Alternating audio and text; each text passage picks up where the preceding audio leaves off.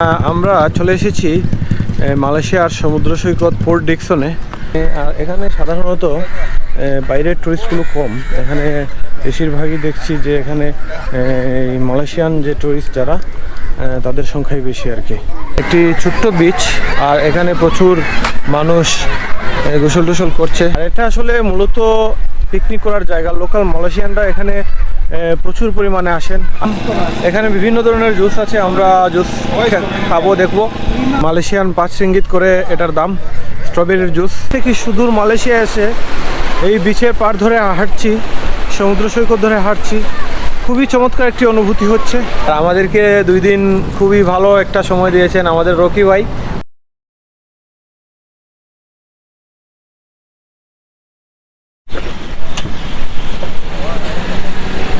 Hello viewers, আসসালামু আলাইকুম, good morning সবাইকে। মালয়েশিয়ার কুয়ালালামপুর শহরের কাম্পুং আটাপ এরিয়া থেকে আপনাদেরকে স্বাগত জানাচ্ছি। আর আমরা আছি এখন আমাদের হোটেলের সামনে। এই যে আমাদের হোটেল। আমরা আজকে যাব পোর্ট ডিকসনে, একটি সমুদ্র সৈকত। এটি মালয়েশিয়ার খুবই জনপ্রিয়, এবং এখানে গিয়ে আমরা আজকে এক্সপ্লোর করব পোর্ট ডিকসন। আজকে 26শে জানুয়ারি 2025, এবং আজকে হলো মালয়েশিয়ায় আমাদের 3য় দিন। তো আজকে আমরা এক্সপ্লোর করব পোর্ট ডিকসন। চলেন আমাদের সাথে। আর এই যে পেছনে আমাদের গাড়ি চলে এসেছে, আমরা গাড়ি নিয়ে চলে যাব পোর্ট ডিকসন। পোর্ট ডিকসন থেকে আবার বিকালে ফিরে আসবো এই গাড়িতে করে, আমাদের হায়ার করা রিজার্ভ গাড়ি। তো চলেন আমরা আজকে এক্সপ্লোর করব পোর্ট ডিকসন।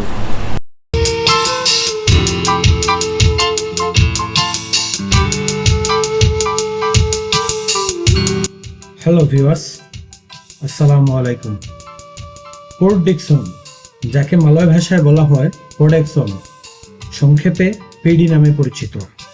এটি মালয়েশিয়ার নেগেরি সেম্বিলান জেলার কয়েকটা সমুদ্র সৈকত নিয়ে গঠিত। রাজধানী কুয়ালালামপুর থেকে 93 কিলোমিটার দূরে পোর্ট ডিকসনের অবস্থান।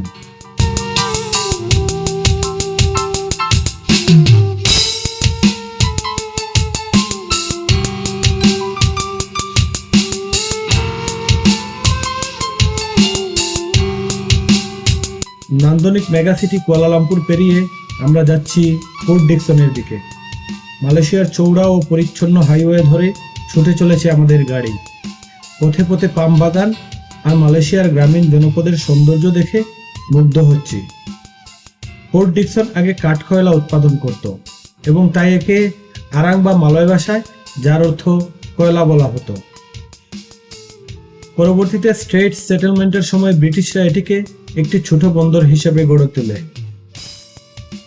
ঐতিহাসিকভাবে আজকের পোর্ট ডিকসন এবং কাছাকাছি লুকোট ছিল কেলাংয়ের লোয়াক প্রধান রাজ্যের অংশ, যা 1773 সালে নেগেরি সেম্বিলানের প্রথম পুনরাবৃত্তি গঠনকারী মূল 9টির মধ্যে একটি। তো ভিউয়ার্স, আমরা চলে এসেছি মালয়েশিয়ার সমুদ্র সৈকত পোর্ট ডিকসনে।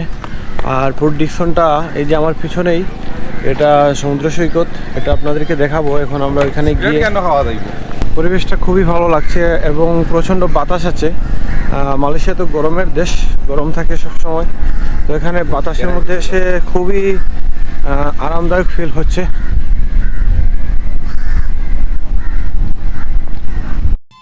1800 সালের গোড়ার দিকে এটি সেলাঙ্গরের অংশ হয়ে ওঠে। 1880 সালের 30শে জুলাই সিঙ্গাপুরের তৎকালীন সেলাঙ্গরের সুলতান আব্দুল সামাদ সুঙ্গাই উজুংয়ের দাতু কেলানা এবং ব্রিটিশদের মধ্যে একটি বৈঠক অনুষ্ঠিত হয়, যেখানে সেলাঙ্গর লুকোট জেলা সুঙ্গাই উজুংকে সমর্পণ করে। 1933 সাল থেকে পোর্ট ডিকসন বেশ কয়েকটি মালয়েশিয়ান আর্মি ক্যাম্পের আবাসস্থল, যেমন আর্মি বেসিক ট্রেনিং সেন্টার, সেবাটাং কারাহ, সেজেন্টিং, ফিরুসা এবং সুঙ্গালা। পোর্ট ডিকসন মূলত পর্যটনের উপর সমৃদ্ধ, তবু এর অর্থনৈতিক প্রবৃদ্ধিতে অবদান রাখে এমন অন্যান্য ক্ষেত্রও রয়েছে। ভিউয়ার্স, এই যে আমরা এখন পোর্ট ডিকসনের রাস্তা দিয়ে হাঁটছি, এখানে একটি রাস্তা করে দেওয়া হয়েছে। আর এখানে অনেক মানুষ ঘুরতে এসেছেন, অনেকে অবসর সময় কাটানোর জন্য পরিবার পরিজন নিয়ে এখানে। আর এখানে সাধারণত বাইরের টুরিস্টগুলো কম, এখানে বেশিরভাগই দেখছি যে এখানে মালয়েশিয়ান যে টুরিস্ট যারা তাদের সংখ্যাই বেশি আর কি। তো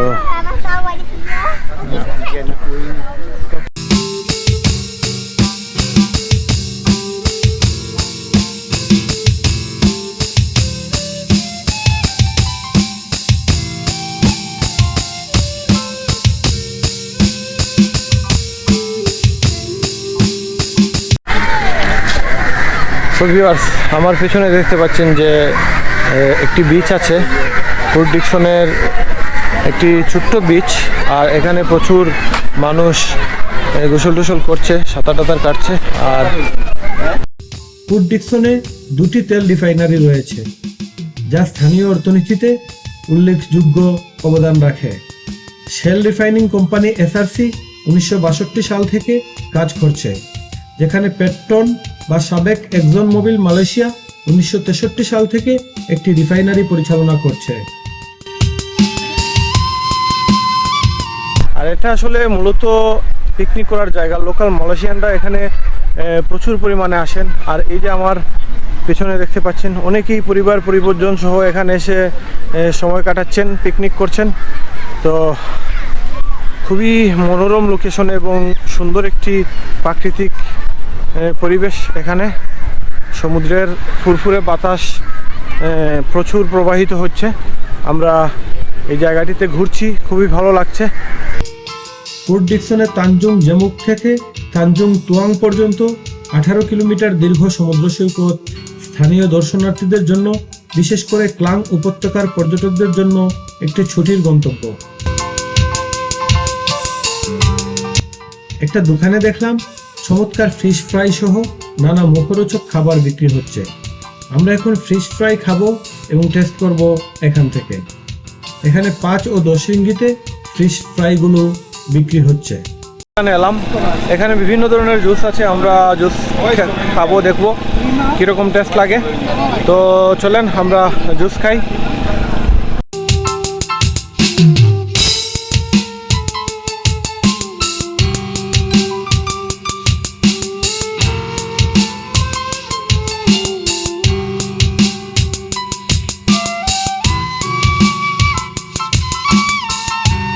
মালয়েশিয়ান 5 রিঙ্গিত করে এটার দাম, স্ট্রবেরির জুস এবং খুবই টেস্টি।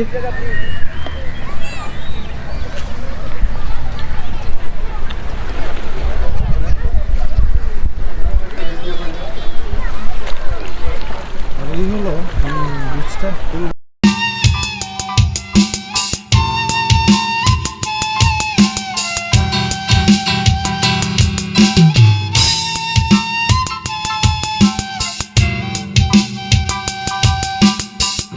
আমরা পোর্ট ডিকসনের একটা পার্ট দেখা শেষ করলাম। আমরা এখন অন্য একটি পার্টে যাব, অন্য একটি ভিজিটিং পয়েন্টে। আশা করি সেখানে গিয়ে কি কি আছে আপনাদেরকে দেখানোর চেষ্টা করব। আর এটা আসলে মূলত আমরা এখন যেখানে এসেছি, এটা একটু প্রাইভেট বিচ এরিয়া এবং এখানে মালয়েশিয়ানরা বেশি আসে এবং এখানে বিদেশি টুরিস্টরা আসলে খুবই কম আসে। সো ভিউয়ার্স, আমরা এখন এই পোর্ট ডিকসনের সবচেয়ে সুন্দর বিচ যেটা, এটাতে আসলাম। আর আগে যেটাতে গিয়েছিলাম ওইটা হচ্ছিল একটা প্রাইভেট বিচ, এটাতে মালয়ানরা বিশেষ করে সময় কাটায়। আর এখানে সব ধরনের পর্যটকরা এখানে আসেন। আর এই যে আমি পুরো বিচটা আপনাদেরকে দেখাচ্ছি, এদিকে আমার পিছনে দেখতে পাচ্ছেন যে বিচটা, আমার পিছনে সাগর দেখতে পাচ্ছেন। আর আমরা সাগরের পাড়ে আসছি।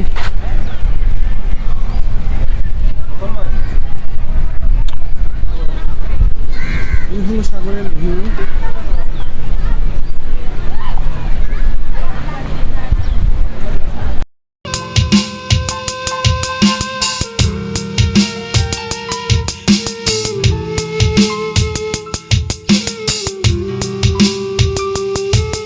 1990-এর দশকে পোর্ট ডিকসনের বিকাশ ঘটে। নতুন হোটেল এবং রিসোর্টের পরিকল্পনা এবং নির্মাণ শুরু হয়।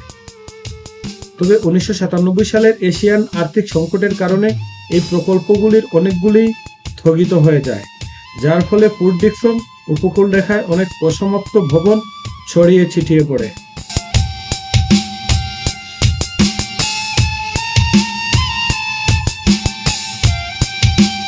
বাংলাদেশ থেকে সুদূর মালয়েশিয়া এসে এই বিচের পাড় ধরে হাঁটছি, সমুদ্র সৈকত ধরে হাঁটছি, খুবই চমৎকার একটি অনুভূতি হচ্ছে।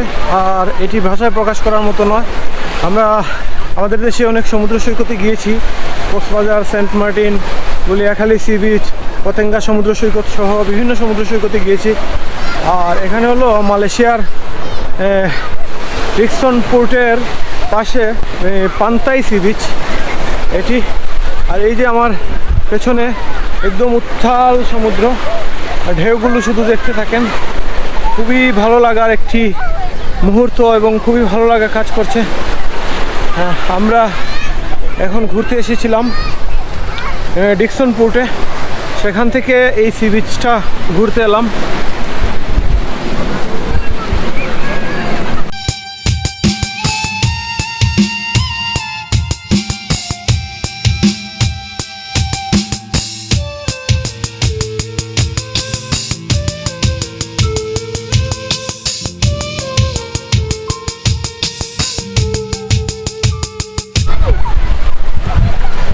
তো ভিউয়ার্স, আমরা এই বিচটা ঘোরা শেষ করে এখন চলে যাচ্ছি আমাদের গাড়ির কাছে। আর আমরা এখন চলে যাব কুয়ালালামপুরে। এই বিচটাতে বেশ কিছুক্ষণ ঘুরলাম। এই যে বিচটা, সমুদ্রটা আপনাদেরকে দেখাই, খুবই সুন্দর একটি জায়গা এবং বিচটাও খুব সুন্দর। আমরা কুয়ালালামপুরে এখন চলে যাব। আর আজকের দিনের বিকালটা কুয়ালালামপুরের চায়না টাউনে কাটাবো, বুকিত বিন্তাংয়ে কাটাবো। আশা করি সব কিছু আপনাদের সাথে শেয়ার করতে পারবো। একটাই রিকোয়েস্ট আপনাদের কাছে, যদি আমার এই ভিডিওগুলো আপনাদের ভালো লেগে থাকে অবশ্যই আমার চ্যানেলটি সাবস্ক্রাইব করবেন। আর যদি পেজ থেকে দেখে থাকেন অবশ্যই আমার পেজটি ফলো দিয়ে সাথে থাকবেন। তো চলেন আমরা এখন চলে যাই আমাদের গাড়ির কাছে। আমরা এখন চলে যাব কুয়ালালামপুরে। আমরা মালয়েশিয়ার ডিকসন পোর্ট দেখে আমরা এখন গাড়িতে আছি। আমরা কুয়ালালামপুরের দিকে আবারও রওনা দিলাম। আর আশা করি আপনাদেরকে ভালো কিছু ভিউ দেখাতে পেরেছি। আমরা এখন কুয়ালালামপুর যাচ্ছি, বাকি কথা হবে আপনাদের সাথে কুয়ালালামপুরে গিয়ে। চলেন আমরা যাই কুয়ালালামপুরে।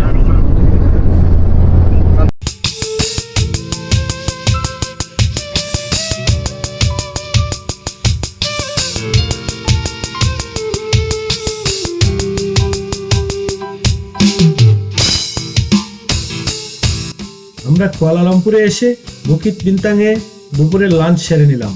যদিও এখন বিকেল গনিয়ে সন্ধ্যা চলে আসছে। এখন চলে এলাম মালয়েশিয়ার বিখ্যাত চায়না মার্কেটে। ঘুরে ঘুরে দেখলাম এখানকার দোকানগুলো। বেশিরভাগ দোকানের মালিক চাইনিজ হলেও কর্মচারীদের প্রায় সবাই বাঙালি। এখানে সস্তায় বিভিন্ন জিনিসপত্রের জন্য এই চায়না টাউনে আসেন কুয়ালালামপুর ঘুরতে আসা পর্যটকেরা। আমরাও টুকটাক কেনাকাটা করে নিলাম এখান থেকে। এখন ফিরে যাব আমাদের হোটেলের দিকে।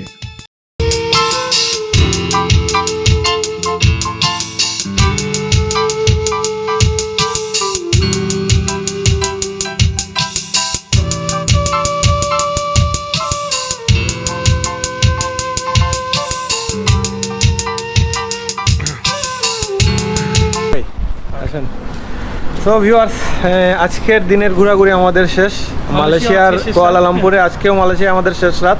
এই যে আমাদের হোটেল পেছনে, আমরা এখন হোটেলে ঢুকে যাব। আর আমাদেরকে 2 দিন খুবই ভালো একটা সময় দিয়েছেন আমাদের রকি ভাই।